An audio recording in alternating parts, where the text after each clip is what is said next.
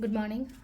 Ngasi ningtokaba numit ko ningtokaba numit ki card message hapete minarase ningtokaba numit number khwai hambada number gi matang la agadi number se number 47 leire aduga color da na angobo gumba leire aduga koina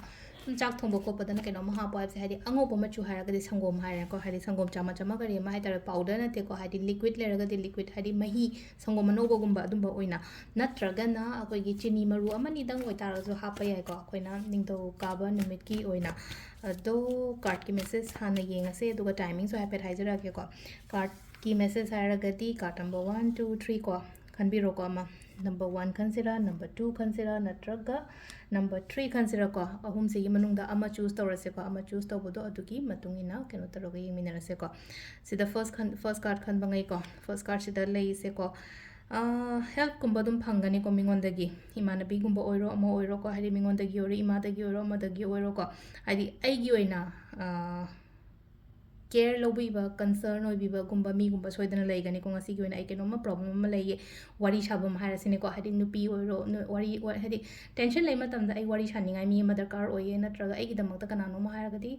manabi close friend oiro ima oiro iche oiro adumaina adum available oigani ko hadi ai gi damak ta moina adum lepiraga leiba ko adumaina oina oiba hai tare ko sigi poche hamba lai se ko aduga amana ama so ma hai ko se da independent oyo mingonda depend tawgono ko aduga number 2 ko number 2 सेना से लाइसे को अखोगी कहीं ओरे को clear होगनी को ngasi कहीं तौगे कायना खलगदी पोचे clear होइबा अइना चतुरिबा अइना लंबी से हाइतारे को अइसिदा चटके हाइना चप्युना खनबो तादे चलो दुगी लंबी तो को अदुगा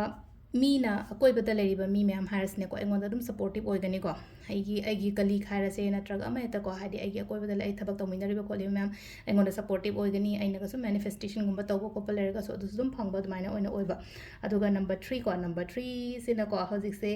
प्लान फजना तौ को प्लान फजना तौ चतोरिबा लंबी लमखांग करी करा सुगुम मैम से को फजना प्रॉपर प्लानिंग अमगा लोइना हाइतारो फ्यूचर प्लान फजना तौ को समना हाइबदा को प्रोग्रेस यामना लाकनी को हादि डेली कार्ड येंगमनिना को डेली दंगा को ए हजिक तौरिसिदगी अमुका हेना होटनोवना हाइरिबसिदा अमुका हेना को आइना तौरिबसिदगी थोलो पुंग मंगा थबक तौवेना खलसे पुंग 10 थबक तौबो तारगदी खर हेना मतम एफर्ट हादबा हाइतारे को से लैसे को अदो टाइमिंग सिने की पुंग 3 गा मिनिट 50 मापन दैना 3 गा मिनिट 19 फाउंग लेरे तगी 9 गा मिनिट 3 तैना 9 गा मिनिट 92 फाउंग लेरे को अदुगा